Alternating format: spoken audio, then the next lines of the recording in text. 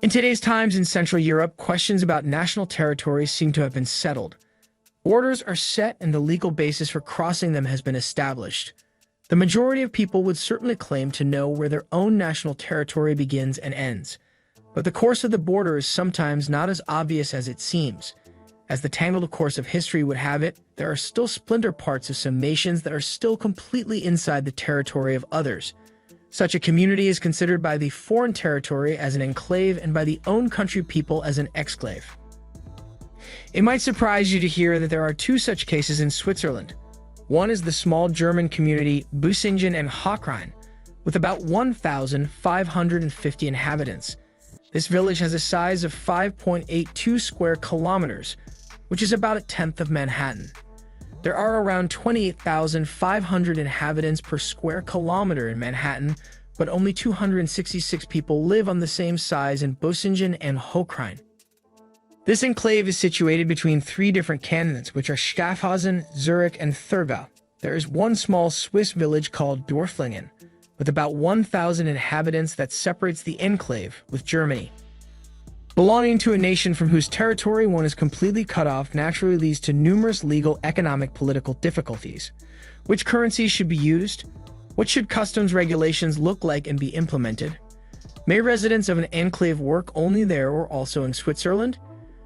More mundane questions about postal services, telephone connections, and car license plates also concern the local resident population. Why such enclaves exist at all can be traced back to the times when Europe was still fragmented into various territories, some of which were of minimal size, and due to campaigns and conquests, the national borders still shifted very regularly. Busingen and Hochrhein, like the entire surrounding area, actually belonged to Austria from 1465 and was subject to the Austrian Landgraviate of Neuenburg. When in the middle of the 17th century, the Austrian Eberhard im Thurn, as feudal lord of Busingen, began to quarrel with his Swiss neighbors from Schaffhausen, they reacted radically, simply kidnapped him from his own territory and imprisoned him. This, of course, only served to fuel the conflict. When the ruler of Schaffhausen threatened to kill the feudal holder, they discovered Austrian troops on their border ready to fight. Finally, the ruler of Schaffhausen gave in and released Eberhard im Thurn. Officially, the dispute was settled, but the anger remained. Even when Austria sold all their surrounding territory almost a century later to Switzerland, the Austrians refused to give up the enclave. They were determined not to give it up. As punishment for the kidnapping, Busingen was to remain forever Austrian, even though it was now completely surrounded by Swiss territory. In 1805, it was finally assigned to the Kingdom of Württemberg and has since then been a German and not an Austrian state territory. Several times negotiations began between Germany and Switzerland. The majority of the Swiss population wanted to integrate Busingen into their own territory. However, neither in 1918 nor in 1956 could an agreement be reached, mainly because Switzerland could not offer a suitable exchange area. Nevertheless, since the end of the 19th century, there have been explicit special regulations for Busingen, which tried to ease the border and customs chaos for the citizens. Since 1895, there is a kind of free trade agreement between Busingen and Switzerland, so that the citizens of the small village could find a market for their products. Nevertheless, Swiss commercial law applies almost completely in the area. One exception, however, is income and corporate taxes, which have to be paid to the German state. The official currency remains the euro. In practice, however, things look quite different. The inhabitants of Busingen usually work in the Swiss neighborhood and naturally find Swiss francs in their wallets, which they spend again in the Swiss economic area and also in Busingen. There are also labor law exemptions. Citizens of Busingen are allowed to work in the cantons of Schaffhausen, Thurgau, and Zurich without any complications, which a large part of the village population does. Of course, there must be a police presence in such a small village. Generally, the German police are responsible. However, with regard to special matters, for example, customs offenses, violations of the narcotics law or food law, Swiss police officers are responsible according to the international treaty. In practice, the procedure is usually that the responsible Swiss officers, accompanied by German police officers, carry out the official acts. No more than 10 Swiss police officers are allowed to be there at the same time, and no more than 10 German police officers are allowed to be on the transit route from mainland Germany to Busingen. In addition, the number of German uniformed law enforcement officers present at any one time shall not exceed 3 per 100 inhabitants, which means a maximum of 46 German police officers are allowed on the exclave. In 1986, a man who didn't grow up in Bösingen was expecting a package from Switzerland and wondered if someone stole it because it took so long for the parcel to arrive. The package was shipped via Winterthur to Romanshorn. From there, it was shuttled by ship across Lake Constance to Friedrichshafen in Germany and presented to German customs. It was then forwarded to Singen and returned to Switzerland by train to Schaffhausen. There, the package was again presented, this time to Swiss customs and possibly charged with customs duty. Finally, the parcel was put into a mailbag in Schaffhausen and finally reached the recipient. This unfortunate situation would probably still be the same today if a Swiss politician who spent his free time in Bösingen had not taken up the matter.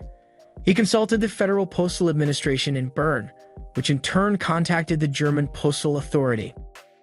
The solution came in a flash, the Swiss postal code 8238 Bösingen, and so it probably became the only place with zip codes from 2 different countries. There is another enclave in the south of Switzerland, which is called Campione Italia and belongs to Italy. It's only 2.68 square kilometers, which is in size less than a third of Switzerland's biggest airport in Zurich. 2,000 people live on this small piece of land. This small enclave fits approximately 40 times in Disney World Orlando, which is the biggest Disney park in the world. Campione d'Italia is surrounded by the Italian-speaking canton Ticino. If you didn't know, Switzerland has 4 official languages: German, which is spoken in 19 out of 26 cantons, and French, which is spoken in 4 cantons, and 3 cantons are bilingual French and German. Italian is spoken in Ticino and in 4 valleys of the Canton Graminen, which is a trilingual canton, where people speak German, Italian, and Romansh. There has been a back and forth between Switzerland and Italy about Campione d'Italia, which started in 777. The Longobarд ruler Toto of Campione passed on his territory to the monastery of Sant'Ambrogio in Milan. Although at the beginning of the 18th century, Switzerland tried several times to incorporate the place into its territory, but they did not succeed and the territory remained Longobard. When in 1861 Lombardy became part of the Kingdom of Italy, this automatically applied to Campione d'Italia as well. From the beginning, Switzerland and the enclave concluded a customs and economic union, and the exchange of goods was unlimited. The village on Lake Lugano was traditionally known for its olives and grapes. In pre-industrial times, it also made a living from fishing and livestock breeding. The exclave was not doing too well economically compared to Switzerland, so in 1917 they came up with an idea which would transform the exclave into a popular destination for tourists. They opened a casino, but the timing could not be worse. It was in the middle of the First World War, and they had to close it after only 2 years in business. In 1933, the casino reopened. This time their timing was right and it became a buzzing destination. Unfortunately, they had to file for bankruptcy in 2018. For many years, they benefited from the positive exchange rate between the Swiss franc and the lira, or later the euro.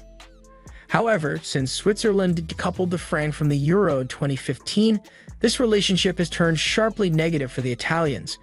In 2005, 1 euro was worth 1 franc and 50 cents. Today, it's worth 30% less than that. On January 1, 2020, Campione d'Italia moved to the customs territory of the European Union. Because the municipality lost its most important source of income due to the bankruptcy of the casino, it could no longer pay for the services provided by the canton of Ticino. Their debts to the Swiss canton and private companies amounted to about 5 million francs. To repay the debt, the Italian parliament approved a loan. According to an agreement reached between Italy and Switzerland at the end of 2019, services such as waste disposal and sewage treatment will continue to be carried out by Swiss companies for the time being. They were required to surrender their Swiss vehicle license plates of the canton of Ticino and register their vehicle in Italy. The driving license also had to be rewritten.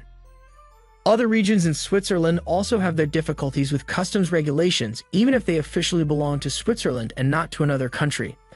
The municipality of Saint-Main, for example, is known as a Swiss customs exclusion zone because, although it lies on Swiss territory, it was in fact only accessible from Austria for a long time. Even if in 1912 a road was built from Venati, it is still only passable by vehicles with a height of less than 3 meters. Historically, Sandown has always had cultural and economic contact with the Tyrol, which is still reflected in the dialect. Their complete trade took place with Austria because there were no real roads to Switzerland. With the centralization of the Swiss customs system in 1848, its lively exchange of goods was abruptly prohibited because the place officially belonged to Switzerland. Cut off from their most important source of income, the inhabitants protested to the federal authorities for so long that they had to give in about 50 years later and exclude Sandown from the Swiss customs territory. This does not automatically mean that they were then assigned to the Austrian customs territory. On the contrary, the village remains completely duty-free to this day.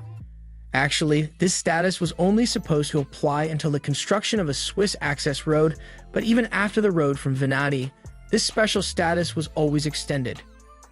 It is precisely this status that makes Sandown a popular destination for shopping-loving tourists. Since suppliers do not have to pay tax on their goods when importing them, they can be sold cheaper to the end consumer. 1 liter of diesel, for example, costs only 1.4 Swiss francs, which is about 40 cents cheaper than in any other Swiss city.